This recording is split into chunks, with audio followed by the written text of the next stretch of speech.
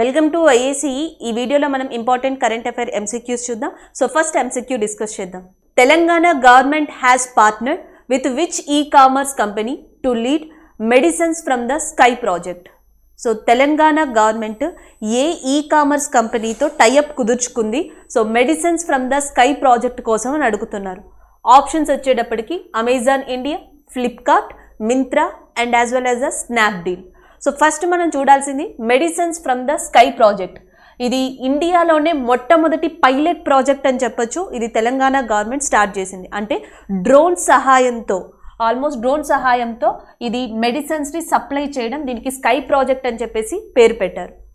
మొట్టమొదటి ప్రాతిపదిక మీద 6 ప్రైమరీ హెల్త్ కేర్ సెంటర్స్ని ఎంచుకున్నారు. సో టోటల్గా 6 ప్రైమరీ హెల్త్ కేర్ సెంటర్స్ని ఎంచుకోవడం జరిగింది.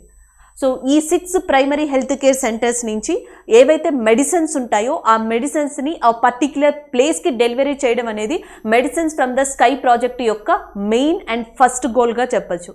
సో దీనికోసం ఏ సంస్థలు కానీ లేకపోతే ఆర్గనైజేషన్స్ కానీ ముందుకు వచ్చాయి అంటే తెలంగాణ గవర్నమెంట్తో పాటు ఒకటి తెలంగాణ గవర్నమెంట్ దీంట్లో పాల్గొంటుంది. దీనితో పాటు స్విట్జర్లాండ్ కేంద్రంగా పనిచేస్తున్న world economic forum, so world economic forum కూడా ఈ స్కై ప్రాజెక్ట్లో వన్ ఆఫ్ ద పార్ట్నర్గా అయ్యింది.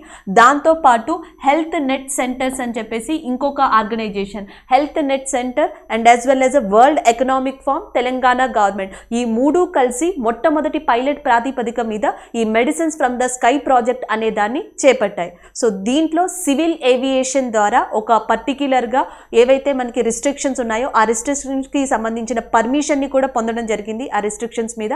And after that they are started this project. ఈ ప్రాజెక్ట్ కోసం ఏ ఈ-కామర్స్ని ఎంచుకున్నారు అంటే ఫ్లిప్కార్ట్. సో తెలంగాణ ప్రభుత్వం medicines from the sky project అనే దానికి డ్రోన్ సహాయంతో మెడిసిన్స్ని డెలివరీ చేయడం కోసం లేదా ఒక డెస్టినేషన్కి చేర్చడం కోసం ఈ ప్రాజెక్ట్ని చేపట్టింది. దీనికి ఏ ఈ-కామర్స్ని మనకి టైఅప్ చేసుకుంది అంటే ఫ్లిప్కార్ట్ని. సో దీనికి ఎక్కడి నుంచి ఇది పర్మిషన్ పొందింది తెలంగాణ గవర్నమెంట్ అంటే, ఎందుకంటే డ్రోన్స్ అనేవి అన్మాన్డ్ ఎయిర్ క్రాఫ్ట్ సిస్టమ్స్ కాబట్టి, సో సివిల్ ఏవియేషన్కి సంబంధించి unmanned air craft system 2021 rules ఏవైతే ఉన్నాయో సో దాని ద్వారా పర్మిషన్ పొందడం జరిగింది.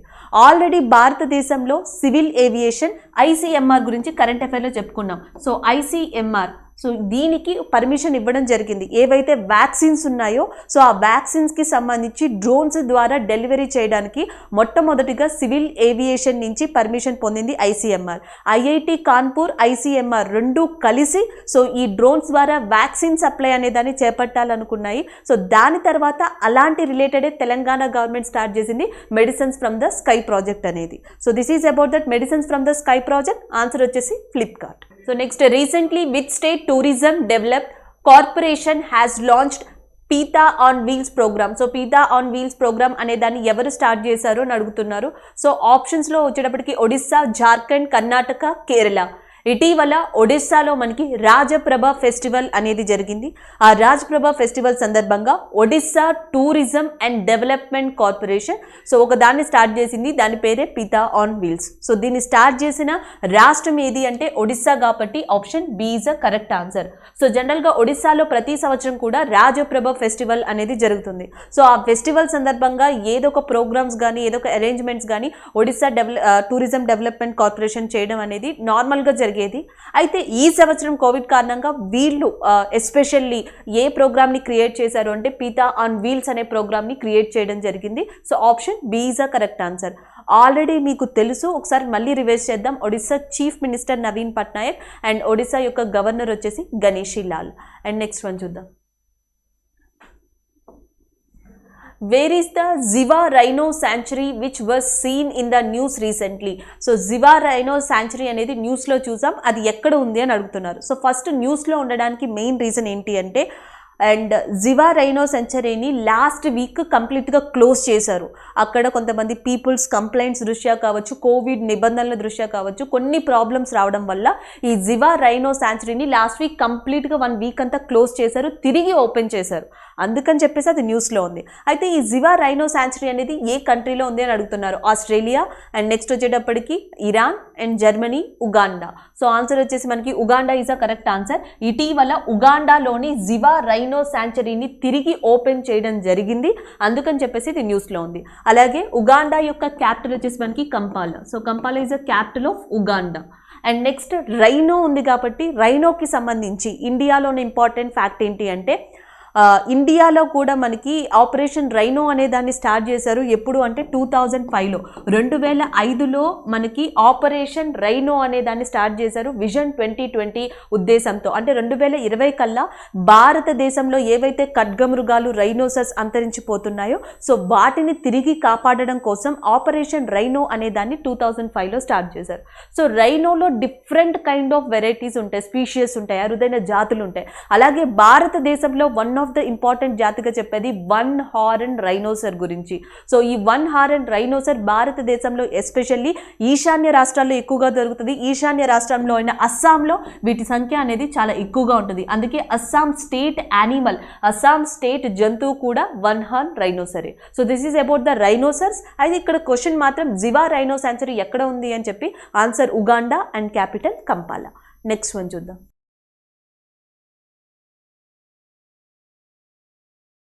And what is the theme of 2021 World Blood Donor Day? So already మనం వరల్డ్ బ్లడ్ డోనర్ డే గురించి డిస్కస్ చేసాం. సో దాని యొక్క థీమ్ ఏంటి ఈ సంవత్సరం అని అడుగుతున్నారు. Give blood, give now, give after, blood donation as an action of solidarity. Next one give blood and keep the world beating and safe blood and safe lives అని అడుగుతున్నారు. ఆన్సర్ వచ్చేసి మనకి give blood and keep the world beating. ఈ సంవత్సరం జరిగిన world blood donor day యొక్క theme 2021 యొక్క theme ఇతివృత్తాంతం ఏంటి అంటే give blood and keep the world beating అనేది దీని యొక్క థీమ్గా ఉంది. Option B is a correct answer. And next one చూద్దాం. Who is the winner of Gelfand chess title లేదా గాల్ఫన్ ఛాలెంజ్ చెస్ టైటిల్ అని అడుగుతున్నారు. ఆప్షన్స్లో మనకి Prithu Gupta and next Abhimanyu and next one G Akash and D Gukesh. So answer వచ్చేసి మనకి D Gukesh is a correct answer. తమిళనాడుకు చెందిన డి గుకేష్ ఇటీవల గాల్ఫన్ ఛాలెంజ్ చెస్ టైటిల్ విన్నర్గా నిలిచారు. సో ఈయన యొక్క ప్రత్యేకత ఏంటి అంటే ప్రపంచంలోనే సెకండ్ యంగెస్ట్ గ్రాండ్ మాస్టర్గా ఉన్నారు. ఎందుకంటే ప్రపంచంలోనే యంగెస్ట్ గ్రాండ్ మాస్టర్గా ఉంది రష్యాకి చెందిన సెర్గే. సో రష్యాకి చెందిన సెర్గే ప్రపంచంలోనే యంగెస్ట్ గ్రాండ్ మాస్టర్గా ఉన్నారు. సెకండ్ యంగెస్ట్ గ్రాండ్ మాస్టర్గా తమిళనాడుకి చెందిన వ్యక్తి డి గుకేష్ ఉన్నారు. సో ఈయన ఇటీవల మనకి గాల్ఫన్ ఛాలెంజ్ చెస్ టైటిల్ విన్నర్గా కూడా నిలవడం జరిగింది. Option D is a correct answer. అలాగే ఇండియాలో టోటల్ ఇప్పటికీ గ్రాండ్ మాస్టర్స్ యొక్క సంఖ్య ఎంత అంటే 68. రీసెంట్గా అర్జున్ కళ్యాణ్ అనే వ్యక్తి తమిళనాడుకు సంబంధించిన వ్యక్తి గ్రాండ్ మాస్టర్గా లిస్ట్లో జాయిన్ అవ్వడం జరిగింది. సో ఈయనతో కలిపి ఇటీవల భారతదేశంలోని మొత్తం గ్రాండ్ మాస్టర్ల సంఖ్య ఎంత అంటే 68. అండ్ నెక్స్ట్ వన్ చూద్దాం. The central government is looking to increase the number of Pradhan Mantri Bharatiya Jan Aushadhi Kendras in the country to 10,000 by which year. So ఇక్కడ మనకి క్వశ్చన్ వచ్చేసి ఎవరి గురించి అంటే ప్రధానమంత్రి భారతీయ జన్ ఔషధి కేంద్రాస్. సో జనరల్గా భారతదేశంలో ప్రజలకి ఎసెన్షియల్గా చెప్పేది ఏది అంటే నిత్య అవసరం అంటాం కదా, దాంట్లో వన్ ఆఫ్ ద థింగ్ మెడిసిన్స్ని చెప్పచ్చు. సో ఏజ్డ్ పర్సన్కి కావచ్చు, మిడిల్ ఏజ్డ్ పర్సన్స్కి కావచ్చు, ఇప్పుడు బాగా అవసరం అవుతున్నాయి షుగర్ ట్యాబ్లెట్స్ కానీ, బీపీ ట్యాబ్లెట్స్ కానీ, సో విటమిన్స్ ట్యాబ్లెట్స్ కానీ, ఇవన్నీ కూడా. సో మనం సంపాదించే దాంట్లో హాఫ్ ఆఫ్ ద శాలరీ మొత్తం కూడా, హాఫ్ ఆఫ్ ద ఇన్కమ్ మొత్తం కూడా మెడిసిన్స్కి ఖర్చు అవుతుంది. సో దీంట్లో పీపుల్ని ఆదుకునే విధంగా అంటే ప్రజల్ని ఆదుకోవడం కోసం సో తక్కువ రేటుకే హై క్వాలిటీ మెడిసిన్స్ని, ఎగ్జాక్ట్ మెడిసిన్స్ని అందించడం కోసం సో మనకి భారతదేశ ప్రభుత్వం చేపట్టిన వన్ ఆఫ్ ద విధానమే ప్రధానమంత్రి భారతీయ జన్ ఔషధి కేంద్రాస్. దీన్ని 2015లో స్టార్ట్ చేశారు. సో యాక్చువల్గా 2008లోనే జన్ ఔషధి కేంద్ర క్యాంపెయిన్ అనేది స్టార్ట్ అయింది. దాని తర్వాత ఆ క్యాంపెయిన్ని కాస్త పథకం కింద 2015లో స్టార్ట్ చేసి అప్పటి నుంచే ప్రతి సంవత్సరం మార్చి తన జన్ ఔషధి దివాస్ అనేది జరపాలి అని అండ్ జన్ ఔషధి కేంద్రాస్ ప్రత్యేకత చెప్పాలి అని చెప్పి నిర్ణయించుకున్నారు. అండ్ ఈ సంవత్సరం మార్చి మంత్కి 7,500వ ఏదైతే జన్ ఔషధి కేంద్ర ఉందో దాన్ని మేఘాలయలోని షిల్లాంగ్ ప్రాంతంలో సో స్టార్ట్ చేయడం కూడా జరిగింది. అయితే భారతదేశ ప్రభుత్వం 2024 కల్లా భారతదేశంలో 10,000 జన్ ఔషధి కేంద్రాలని ఏర్పాటు చేయాలి అని చెప్పేసి ఒక లక్ష్యంగా పెట్టుకుంది. Government of India is targeted to inaugurate 10,000 Jan Aushadhi కేంద్రాస్ up to the 2024 year. So కాబట్టి ఇక్కడ ఆప్షన్స్లో December 2022, April 2023 and next June 2025, March 2024. ఈ ఇయర్ వచ్చేసేటప్పటికి 2024 మంత్ వచ్చేటప్పటికి మార్చ్, ఎందుకంటే ఎస్పెషల్లీ మార్చ్ మంత్లో 3rd మార్చ్ వచ్చేటప్పటికి జన్ ఔషధి దివాస్గా రికగ్నైజ్ చేశారు. ఫస్ట్ వీక్ ఆఫ్ మార్చ్ మొదటి వారాన్ని జన్ ఔషధి వారంగా, జన్ ఔషధి వీక్గా కూడా మార్చారు. అందుకే మార్చ్ 2024 కల్లా సెంట్రల్ గవర్నమెంట్ ప్రధానమంత్రి భారతీయ జన్ ఔషధి కేంద్రాస్ కింద ఎన్ని కేంద్రాస్ని ఏర్పాటు చేయాలనుకుంటుంది ఇండియాలో అంటే 10,000 కేంద్రాలని ఏర్పాటు చేయాలనుకుంటుంది. Option A is a correct answer. Next one చూద్దాం. Next, recently which state government has celebrated the 3-day long festival Rajaprabha. Already మనం సెకండ్ క్వశ్చన్లోనూ థర్డ్ క్వశ్చన్లోనూ దీని గురించి డిస్కస్ చేసాం, పీతా ఆన్ వీల్స్ గురించి చెప్పుకున్నప్పుడు. జనరల్గా భారతదేశంలో one of the important aspect కింద పండగల్ని, ఫెస్టివల్ని చెప్తాం. దాంతోపాటు ప్రతి రాష్ట్రం యొక్క కల్చర్కి తగ్గట్టుగా, సంస్కృతికి తగ్గట్టుగా ఫెస్టివల్స్ కానీ, ఫోక్ డాన్సెస్ కానీ, వే ఆఫ్ డ్రెస్సింగ్ కానీ అండ్ వే ఆఫ్ థింగ్స్ కానీ ఉంటాయి. సో దాన్ని బట్టి వాటిలో ఇంపార్టెంట్ ఉన్నవి కూడా మనకి ఎగ్జామ్ పాయింట్ ఆఫ్ వ్యూలో కావాలి. ఫర్ ఎగ్జాంపుల్కి సో డాన్సెస్ వచ్చేటప్పటికి క్లాసికల్ డాన్సెస్ ఉంటాయి. భరతనాట్యం అంటే మనకి వెంటనే తమిళనాడు గుర్తొస్తుంది, కూచిపూడి అంటే ఆంధ్రప్రదేశ్ గుర్తొస్తుంది. అలాగే నెక్స్ట్ వచ్చేటప్పటికి పుటోలా నాచ్ అనేది ఒక పప్పెట్రీ షో లాంటిది, అది వెంటనే చెప్పగానే అస్సాం లాంటి ప్రాంతాలు గుర్తొస్తూ ఉంటాయి. కోలాటం అనే ఫోక్ డాన్స్ చెప్తే ఆంధ్రప్రదేశ్ గుర్తొస్తూ ఉంటుంది. అలాగే దుర్గా పూజ అనగానే మనకి వెస్ట్ బెంగాల్ గుర్తొస్తూ ఉంటుంది. ఓణం అంటే కేరళ. అలాగే జల్లికట్టు బుల్ ఫెస్టివల్ అంటాం, సో అది చెప్పగానే తమిళనాడు గుర్తొస్తుంది. అయితే కొన్ని ప్రత్యేకమైన ఫెస్టివల్స్ అనేవి మాత్రం ఎగ్జామ్కి important. So lot of festivals ఉంటాయి, ఏవైతే ఆ రాష్ట్రానికి లేదా దేశంలో ప్రాముఖ్యత కలిగి ఉంటాయో అలాంటి ఫెస్టివల్స్ లేదా ఫోక్ డాన్సెస్ లేదా థింగ్స్ అంటాం. సో అలాంటివి చాలా చాలా ఇంపార్టెంట్. సో దీంట్లో రాజప్రభ ఫెస్టివల్ కూడా అంతే ఇంపార్టెంట్. అది ఏ రాష్ట్రంలోది అంటే ఒడిస్సాలోది. Option D is a correct answer. ఒడిస్సాలో మనకి చాలా ఇంపార్టెంట్ ఫెస్టివల్గా రాజప్రభ ఫెస్టివల్ చెప్తాం. 3 days ఫెస్టివల్. ఈ ఫెస్టివల్ సందర్భంగా మనకి పీతా ఆన్ వీల్స్ అనే దాన్ని Odisha tourism development corporation start చేసింది. అలాగే మనకి అక్కడ పూరి జగన్నాథ్ ఫెస్టివల్ కూడా మనకి ఒడిస్సా ప్రాంతం, ఇండియా ప్రాంతంలోనే అది చాలా ఫేమస్ ఫెస్టివల్గా చెప్పచ్చు. అలాగే ఒడిస్సాలో ఫేమస్ టెంపుల్గా కోనార్క్ సూర్య దేవాలయాన్ని కూడా చెప్పచ్చు. సో దీన్ని పక్కన పెడితే నిన్న కూడా ఒక ఫెస్టివల్ చెప్పాం, ఒసారి ఫెస్టివల్ లేదా పిగ్ ఫెస్టివల్ అంటాం. ఒసారి ఫెస్టివల్ లేదా పిగ్ ఫెస్టివల్ అంటాం. ఇది ఎక్కడ జరుగుతుంది అంటే అండమాన్ అండ్ నికోబార్లో. ఓనం కేరళలో అండ్ జల్లికట్టు బుల్ ఫెస్టివల్ అనేది మనకి తమిళనాడులో అండ్ నెక్స్ట్ ఒడిస్సాలో వచ్చేసి రాజప్రభ ఫెస్టివల్, పిగ్ ఫెస్టివల్ లేదా ఒసారి ఫెస్టివల్ అంటాం. ఇది వచ్చేసి అండమాన్ అండ్ నికోబార్లో జరుగుతుంది. నెక్స్ట్ వన్ చూద్దాం. And who has been appointed as a member of the board of Security and Exchange Board of India, SEBI. So security exchange board of India మెంబర్గా ఇటీవల ఎవరు ఎన్నికయ్యారని అడుగుతున్నారు. ఆప్షన్స్లో వచ్చేటప్పటికి G Mahalingam, S K Mohanty, Anand Mohan Bajaj, Ananta Barua. So answer వచ్చేసి మనకి Ananda Mohan Bajaj is a correct answer. ఇటీవల security exchange board of India SEBI board మెంబర్గా ఎన్నికయ్యారు ఎవరయ్యారంటే ఆనంద్ మోహన్ బజాజ్. కానీ ఎప్పుడైనా గుర్తుపెట్టుకోండి, సెబీ కనిపించింది అంటే వెంటనే మనం గుర్తుపెట్టుకోవాల్సింది దాని యొక్క చైర్మన్ పేరు. సో ప్రస్తుతం సెబీ చైర్మన్గా ఉన్నది ఎవరు అంటే అజయ్ త్యాగి. సో అజయ్ త్యాగి ప్రస్తుతం సెబీ యొక్క చైర్మన్గా ఉన్నారు. మరి సెబీ యొక్క హెడ్ క్వార్టర్స్ ఎక్కడ ఉంది అంటే ముంబై. సో సెబీ యొక్క హెడ్ క్వార్టర్స్ వచ్చేసి ముంబైలో ఉంది. దాని యొక్క చైర్మన్ అజయ్ త్యాగి. అయితే సెబీ న్యూస్లో ఉండడానికి కారణం దాని బోర్డ్ ఆఫ్ మెంబర్స్లో వన్ ఆఫ్ ద మెంబర్గా ఇటీవల ఆనంద్ మోహన్ బజాజ్ అపాయింట్ అయ్యారు. So option C is a correct answer, Anand Mohan Bajaj. And next one చూద్దాం. Ziona Chan is a head of the world's largest family. He belongs to which state? So మనకి జియోనా చాన్ అనే person న్యూస్లో ఉన్నారు. World's largest ఫ్యామిలీకి సంబంధించిన హెడ్ అయిన ఇటీవల ఆయన చనిపోయారు. అయితే ఆయన ఏ కంట్రీకి, ఏ స్టేట్కి సంబంధించిన వ్యక్తి అని అడుగుతున్నారు. ఆప్షన్స్లో నాగాల్యాండ్, మిజోరం, అరుణాచల్ ప్రదేశ్, మణిపూర్. సో ఆన్సర్ వచ్చేసి Mizoram is a correct answer. So మిజోరంకి చెందిన జియానో చాన్ అనే person head of the family, ప్రపంచంలోనే అతిపెద్ద కుటుంబానికి హెడ్ అయిన, సో ఆయన ఇటీవల మరణించారు, అందుకని చెప్పి న్యూస్లో ఉన్నారు. అలాగే మిజోరం యొక్క చీఫ్ మినిస్టర్ జోరామ్తాంగ్. సో జోరామ్తాంగ్ ఇటీవల ఈయన గురించి ఒక ట్వీట్ కూడా చేయడం జరిగింది. సో ఇవి మనం గుర్తుపెట్టుకోవాల్సినవి. అండ్ నెక్స్ట్ మిజోరం యొక్క క్యాపిటల్ వచ్చేసి Aizawl. Aizawl is the capital of Mizoram. And next వచ్చేటప్పటికి అరుణాచల్ ప్రదేశ్ కూడా ఇదివరకు న్యూస్లో ఉంది. అరుణాచల్ ప్రదేశ్ న్యూస్లో ఉండడానికి కారణం ఏంటంటే మోనల్. సో మోనల్కి వచ్చేసి మనకి ఇంపార్టెంట్గా స్క్లేటర్ మోనల్ అండ్ నెక్స్ట్ వచ్చేటప్పటికి హిమాలయన్ మోనల్ అని చెప్పేసి 2 అరుదైన రకాలని అరుణాచల్ ప్రదేశ్కి దగ్గరగా ఉన్న సియాంగ్ అనే ప్రాంతంలో, అరుణాచల్ ప్రదేశ్లోని సియాంగ్ అనే డిస్టిక్లో కనుక్కోవడం జరిగింది. అందుకని చెప్పేసి Arunachal Pradesh is also in news. ఈ 2 అందుకని చెప్పి న్యూస్లో ఉన్నాయి. అండ్ నెక్స్ట్ వన్ చూద్దాం. The foundation stone for a Venkateshwara temple of the Tirumala Tirupati Devasthanam was laid in which state or union territory? టీటీడీకి సంబంధించి ఒక దేవాలయాన్ని ఇటీవల ఏ ప్లేస్లో నిర్మించడానికి పునాది రాయిని వేశారు, ఫౌండేషన్ స్టోన్ని ప్రారంభించారని అడుగుతున్నారు. ఆప్షన్స్లో లడాక్, జమ్మూ అండ్ కాశ్మీర్, హిమాచల్ ప్రదేశ్, బీహార్. సో ఇటీవల జమ్మూ కాశ్మీర్ ప్రాంతంలో సో లార్డ్ వెంకటేశ్వరకి సంబంధించిన ఒక టెంపుల్ని నిర్మించనుంది టీటీడీ. సో దానికి సంబంధించిన ఏదైతే మనకి ఫస్ట్ ఫౌండేషన్ స్టోన్ ఉందో సో దాన్ని అక్కడ స్టార్ట్ చేయడం జరిగింది. అలాగే జమ్మూ కాశ్మీర్ లెఫ్టినెంట్ గవర్నర్ పేరు మీకు ఆల్రెడీ తెలుసు, మనోజ్ సిన్హా. సో ప్రస్తుతం మనోజ్ సిన్హా జమ్మూ కాశ్మీర్కి లెఫ్టినెంట్ గవర్నర్గా ఉన్నారు. జమ్మూ కాశ్మీర్ ఇటీవల న్యూస్లో ఉండడానికి కారణం జమ్మూ కాశ్మీర్లోని ఒక విలేజ్ 100% వ్యాక్సినేషన్ని కంప్లీట్ చేసుకుంది.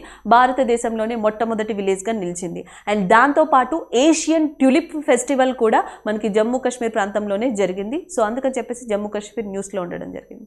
అండ్ నెక్స్ట్ వన్ చూద్దాం. సో ఇక్కడ question, who is the author of the book home in the world? So home in the world బుక్ని ఎవరు రాశారని అడుగుతున్నారు. అమిత్ దేశాయ్ అండ్ నెక్స్ట్ వచ్చి Anita Desai and Sudha Murthy and next వచ్చేటప్పటికి Rohinton Mistry and next Amartya Sen. So home in the world అనే బుక్ని రాసింది Amartya Sen. So Amartya Sen Indian economist. So మన భారతదేశానికి చెందిన ఆర్థికవేత్త. అండ్ దానితో పాటు ఈయన చాలా బుక్స్ని రాసి ఉన్నారు. దాంట్లో వన్ ఆఫ్ ద ఇంపార్టెంట్ బుక్గా ఐడెంటిటీ అండ్ వైలెన్స్ అనే బుక్ని చెప్పొచ్చు. ఐడెంటిటీ అండ్ వైలెన్స్ అనే బుక్ని రాసింది కూడా అమర్త్య సేనే. దాంతోపాటు the idea of justice, so the idea of justice అనే బుక్ని కూడా రాశారు. దీంతోపాటు చాలా డిఫరెంట్ బుక్స్ని కూడా రాసి ఉన్నారు. ఫ్రీడమ్ ఆఫ్ డెవలప్మెంట్ కానీ, ఐడియా ఆఫ్ జస్టిస్ కానీ, ఐడెంటిటీ అండ్ వైలెన్స్ అనే బుక్స్ని అమర్త్య సేన్ రాసి ఉన్నారు. సో ఇటీవల హోమ్ ఇన్ ద వరల్డ్ అనే బుక్ న్యూస్లో ఉంది. ఇది ఎవరికి సంబంధించింది అంటే ఇండియన్ ఎకనామిస్ట్ అయిన అమర్త్య సేన్కి సంబంధించింది. And next one, what is the India rank in Coursera's global skill report 2021 in overall globally? So మనకి కోర్సెరా అనే ఆన్లైన్ ప్లాట్ఫామ్ సంస్థ 3 విషయాలకి గాను అంటే 3 ఆస్పెక్ట్స్లో అండ్ ఒక ర్యాంకింగ్ని ఇవ్వడం జరుగుతుంది. దాంతోపాటు ఓవరాల్గా కూడా ఒక ర్యాంకింగ్ని ఇవ్వడం జరుగుతుంది. లైక్ బిజినెస్కి సంబంధించి ఒక ర్యాంకింగ్ అండ్ డేటా సైన్స్కి సంబంధించి ఒకటి, టెక్నాలజీకి సంబంధించి ఒకటి, ఓవరాల్గా. అయితే ఇక్కడ మనకి ఓవరాల్ కేటగిరీలో అడుగుతున్నారు. ఇండియా యొక్క గ్లోబల్ స్కిల్ రిపోర్ట్లో ఓవరాల్ ర్యాంక్ ఎంత అంటున్నారు. 77, 69, 67, 59 అని. సో ఇండియా యొక్క ఓవరాల్ ర్యాంక్ వచ్చేసి 67. అదే గనక డేటా సైన్స్లో కానీ అండ్ టెక్నాలజీలో కానీ ఇండియా యొక్క ర్యాంక్ వచ్చేసి 66. అదే బిజినెస్లో అయితే గనక ఇండియా యొక్క ర్యాంక్ వచ్చేసి మనకి 55గా ఉంది. ఓవరాల్ ర్యాంక్ ఇండియాకి వచ్చేటప్పటికి 67 కోర్సెరా ఇచ్చిన గ్లోబల్ స్కిల్స్ రిపోర్ట్ ప్రకారం. అదే టాప్ కంట్రీగా నిలిచింది ఏది అంటే స్విట్జర్లాండ్. సో స్విట్జర్లాండ్ దీంట్లో టాప్ కంట్రీగా నిలిచింది. సో రెండో కంట్రీగా నిలిచింది ఏది అంటే లగ్జంబర్గ్ అండ్ మూడో కంట్రీగా నిలిచింది ఏది అంటే ఆస్ట్రేలియా. సో టాప్ 3 కంట్రీస్ వచ్చేటప్పటికి స్విట్జర్లాండ్, లగ్జంబర్గ్, ఆస్ట్రేలియా. ఇండియా యొక్క ర్యాంక్ వచ్చేసి 67 అండ్ 3 కేటగిరీస్లో డేటా సైన్స్ అండ్ టెక్నాలజీలో 66 ర్యాంక్ అండ్ బిజినెస్లోకి వచ్చేటప్పటికి 55th ర్యాంక్ ఇండియాకి రావడం జరిగింది. అది కోర్సెరా ఇచ్చిన గ్లోబల్ స్కిల్స్ రిపోర్ట్ 2021కి సంబంధించి. అండ్ నెక్స్ట్ వన్ చూద్దాం.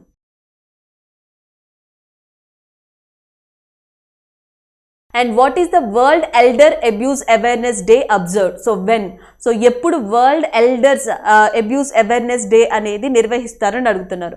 గ్లోబల్ విండ్ డే కానీ world elders abuse awareness day కానీ సేమ్ డేనే నిర్వహిస్తారు. That is the 15th June. Option D is a correct answer. దీన్ని ఆల్రెడీ మనం డిస్కస్ చేసాం.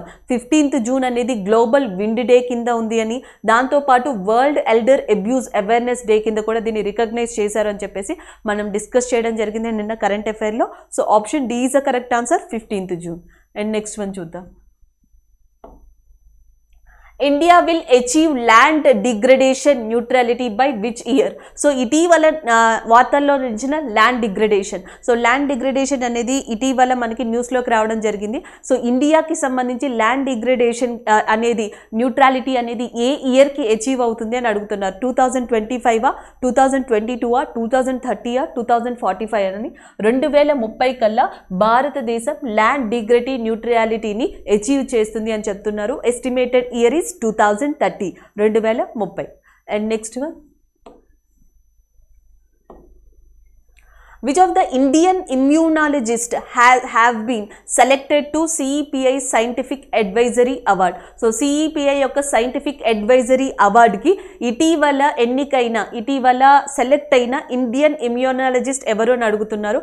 ఆప్షన్స్లో Mohan, or Vani, and next Sangeeta, and next వచ్చేటప్పటికి వినయ్ కే, అండ్ నెక్స్ట్ వచ్చేటప్పటికి వినితా బాల్. సో వినితా బాల్ భారతదేశానికి చెందిన ఇండియన్ ఇమ్యూనాలజిస్ట్ అయిన వినితా బాల్ ఇటీవల సిఈపిఐ యొక్క సైంటిఫిక్ అడ్వైజరీ కమిటీ ఏదైతే ఉందో సో దానికి సెలెక్ట్ అయి ఉన్నారు. Option A is a correct answer.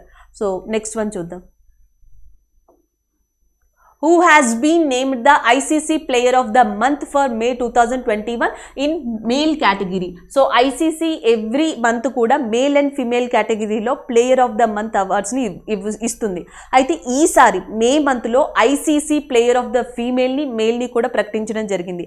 అయితే ఇక్కడ ఏమైనా అడుగుతున్నారంటే ఐసీసీ ఇటీవల ప్రకటించిన player of the month for May 2021 male కేటగిరీలో ఎవరికి వచ్చింది అని అడుగుతున్నారు. సో ఆప్షన్స్లో మనకి నెక్స్ట్ ముష్ఫికర్ రహీం అండ్ ప్రవీణ్ జైవిక్రమ్, హసన్ అలీ, విరాట్ కోహ్లీ ఉన్నారు. సో ఆన్సర్ వచ్చేసి మనకి Mushfiqur Rahim is a correct answer.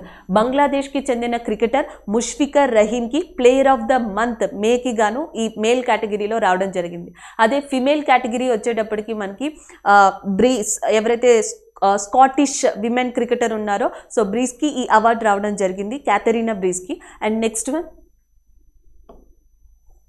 Andhra Pradesh government has released how much of financial assistance to each under the third phase of the YSR Vahana Mitra scheme? So YSR Vahana Mitra scheme ఏంటి అంటే 3 సంవత్సరాల క్రితమే start అయింది. ఎవరైతే ఓన్గా auto cab లాంటివి నడుపుకుంటారో అలాంటి వాళ్ళకి ఏటా 10,000 రూపాయలని ఆర్థిక సహాయం అందించడమే వైఎస్ఆర్ ఈ వాహన మిత్ర స్కీమ్ పథకం యొక్క ముఖ్య ఉద్దేశం. అయితే ఈ సంవత్సరం 2,48,468 మంది లబ్ధిదారులకి గాను సో 2,48,468 బెనిఫిషరీస్ ఉన్నారు. వీళ్ళకి 248 crores శాంక్షన్ చేయడం జరిగింది, ఇటీవల రిలీజ్ చేయడం జరిగింది Andhra Pradesh honourable minister YS Jaganmohan Reddy గారు. అయితే అది ఎంత ప్రతి సంవత్సరం ఎంత అమౌంట్ని వీళ్ళకి ఇస్తారని అడుగుతున్నారు. 5,000, 7,500, 12,500, 10,000. సో ఆన్సర్ వచ్చేసి 10,000. 10,000 is a correct answer. So ప్రతి సంవత్సరం కూడా ఆంధ్రప్రదేశ్కి సంబంధించిన స్కీమ్ వైఎస్ఆర్ వాహన మిత్ర స్కీమ్ కింద ఎవరైతే ఓన్ ఆటోస్ ఓన్ క్యాబ్స్ని నడుపుకుంటారో వాళ్ళు 10,000 రూపాయల ఆర్థిక సహాయాన్ని ఆంధ్రప్రదేశ్ ప్రభుత్వం నుంచి పొందుతారు. ఆల్రెడీ మీకు ఆంధ్రప్రదేశ్ చీఫ్ మినిస్టర్ నేమ్ తెలుసు, అలాగే ఆంధ్రప్రదేశ్ గవర్నర్ సో ఆయన్ని కూడా గుర్తుపెట్టుకోండి.